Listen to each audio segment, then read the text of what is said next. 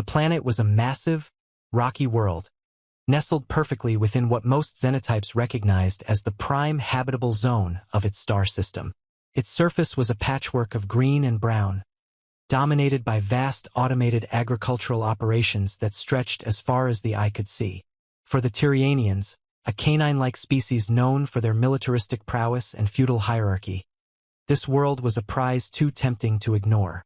The fact that it was sparsely populated by Terrans, those enigmatic, resourceful beings from a distant star, only made it more appealing. In a dimly lit room aboard the Tyrianian starcastle, the air was thick with the scent of lignin-growth paneling and the faint metallic tang of armor polish. A map of the planet was tacked to the wall, its surface marked with green swathes indicating fertile land and dotted with small settlements. Standing before it was Elgard, a tall, rangy Tyrianian in gleaming plate armor. His stubby fingers traced the outlines of 6 duchies, each subdivided into baronies, as he addressed the room's other occupants. "My Lord Baron," Elgard began, his voice a low growl. "The Terrans have already done much of the work for us. Their transport systems and population distribution are perfectly aligned for our needs. Once we take control, restoring agricultural production will be trivial. The profits from this world will cement your position in the High Court." Seated in an ornate chair was the Baron himself, a larger, more imposing figure with glossy fur and even more elaborate armor. His sharp eyes flicked to the map, then to the slender, wolf-like advisor standing beside him. "And what of their defenses, Elgard? I will not risk my forces on a fool's errand." Elgard's lips curled into a feral grin, revealing rows of pointed teeth. "My lord, their defenses are laughable. Everything they have is electrically powered, and none of it is shielded against our pulse weapon. Their industrial capacity is primitive.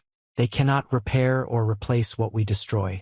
By the time reinforcements could arrive, if they even bother to send any, we will have already secured the planet.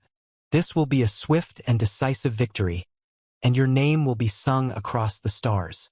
The Baron leaned forward, his massive frame creaking the chair beneath him.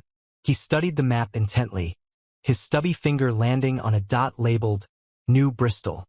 "What kind of name is that?" he muttered, his voice dripping with disdain. "No matter. Prepare the starcastle for landing. We strike at dawn." The planet grew larger in the armor-glass viewplate as the starcastle descended, its massive engines roaring as they slowed the vessel's approach. The Baron stood on the helm, his entourage gathered around him. Below, the navigation staff worked feverishly at their stations, their paws adjusting levers, cranks, and pull knobs with practiced precision. "My lord," rasped the ship's captain, a grizzled Tyrianian whose vocal cords had been ravaged by years of breathing starcastle air. "The pulse weapon strikes were successful. Our detectors show only minor, localized power sources coming online. There is no sign of reactor activity or planetary defense systems. The Terrans are defenseless." The Baron's lips curled into a satisfied smirk. "Excellent. Set us down near this Baldwin. It appears to be a transportation hub. We will use their own infrastructure against them." The captain barked orders to the crew, and the starcastle began its final descent. The planet's surface rushed up to meet them, a blur of rocky terrain and low vegetation. With a deafening crash, the massive vessel touched down, its landing cushions absorbing the impact. Dust billowed into the air, obscuring the view as the boarding ramp slowly lowered. The Tyrianian forces emerged from the starcastle like a tide of steel and fur. Knights in gleaming plate armor led the way, their weapons glinting in the dim light. Behind them came the foot soldiers, a mix of chainmail and splint armor, their eyes sharp and eager for battle. The air was thick with anticipation, but also with an odd, unsettling silence. There were no Terrans in sight, no defenders, no curious onlookers, nothing. The Baron stepped onto the rocky soil, his armored paws crunching against the ground. He scanned the horizon, his sharp eyes narrowing as he noticed thin columns of smoke rising in the distance. "What is this?" he growled, turning to his military advisor. "Are they burning their own supplies?" The advisor, a sleek-furred Tyrianian in polished plate, frowned as he studied the map. "It appears so, my lord, but the fires seem to be moving. Look, they're converging into 3 distinct groups." The Baron's ears twitched, a sign of his growing unease. Moving fires? What kind of trickery is this? He turned to his forces, barking orders. "Form defensive lines. Scouts, report back immediately." The first sign of trouble came hours later, in the form of a mournful wail that echoed across the landscape.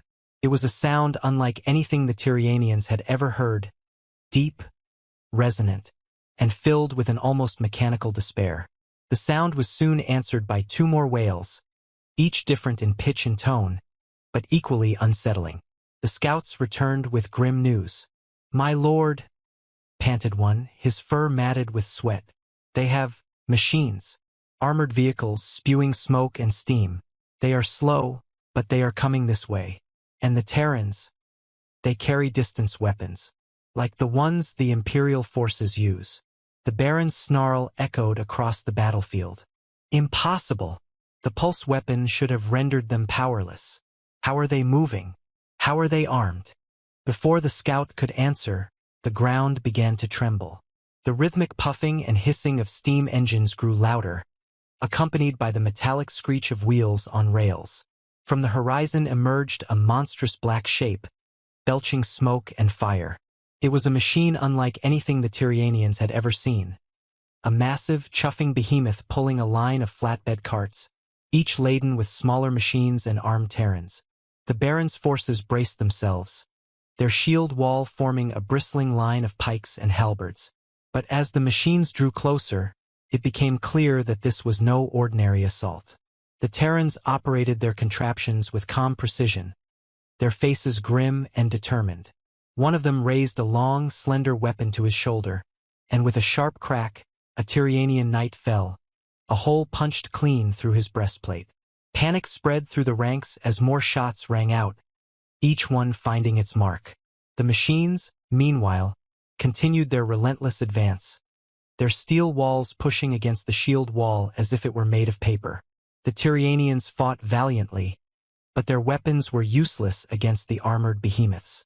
Knights who charged the machines were cut down by gunfire or crushed beneath their wheels. The air was filled with the cries of the wounded and the deafening roar of steam engines. Back inside the starcastle, the Baron paced furiously, his mind racing. "This is not possible," he muttered. "They were supposed to be defenseless. How are they doing this?" Before his advisor could answer, a deafening crash echoed through the vessel, followed by the sound of buckling metal and panicked shouts. The Baron rushed to the door, throwing it open to find his soldiers scrambling in terror. "What is happening?" he roared. Outside, the Terrans had turned their attention to the starcastle itself. Using their steam-powered machines, they were pushing against the vessel's hull, their relentless force causing the lightweight structure to buckle and collapse. The Baron watched in horror as the once proud starcastle began to crumple under the weight of its own design. The battle ended not with a glorious charge or a cunning stratagem, but with the slow, inevitable crush of steam-powered machinery. The Tyrianians, for all their martial prowess, were unprepared for the sheer determination and ingenuity of the Terrans. The Baron, realizing the futility of further resistance, surrendered his forces, his dreams of conquest reduced to ash. The Terrans, meanwhile, returned to their fields and workshops, their steam engines chuffing contentedly as they repaired the damage done by the invaders. For them, it was just another day on what's world, a reminder that even in the face of overwhelming odds, they would always find a way to endure. The surrender of Baron Bryad and his Tyrianian forces marked the end of the first, and last, attempted invasion of what's world. But for the Terrans, the battle was far from over. The Tyrianians were not the true threat. They were merely pawns in a larger game, a vassal species serving the Draculite Empire. And the Draculites, as the Terrans would soon learn, were not so easily deterred. The days following the battle were a flurry of activity. The Terrans, though victorious, knew better than to rest on their laurels. The Tyrianian starcastle, now a crumpled heap of metal and lignin, was scavenged for anything of use. Its pulse weapon, though damaged, was carefully disassembled and studied by the colony's few remaining engineers.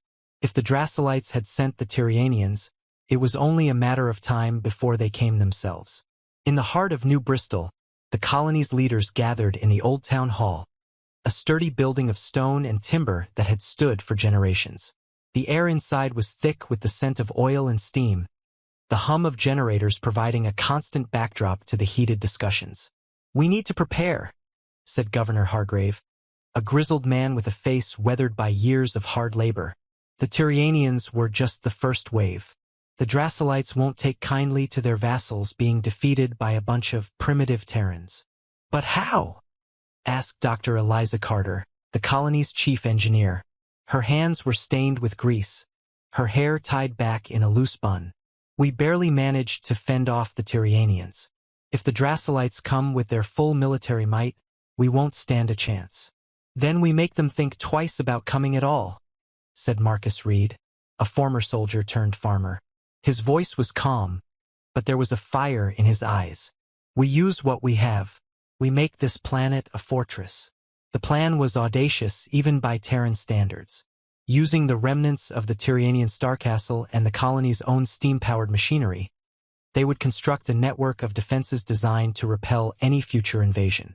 The pulse weapon, once reverse-engineered, would be modified to create an electromagnetic shield capable of disrupting Draculite technology. The colony's rail network, already a marvel of steam engineering, would be expanded and fortified, allowing for rapid deployment of troops and supplies. But time was not on their side. The Draculites were known for their ruthlessness and efficiency. If they decided to retaliate, they would do so swiftly and without warning. The Terrans worked around the clock, their efforts fueled by a mixture of desperation and determination. Boilers were stoked, forges blazed, and the rhythmic clang of hammers on metal echoed across the colony. Weeks turned into months, and the colony began to transform.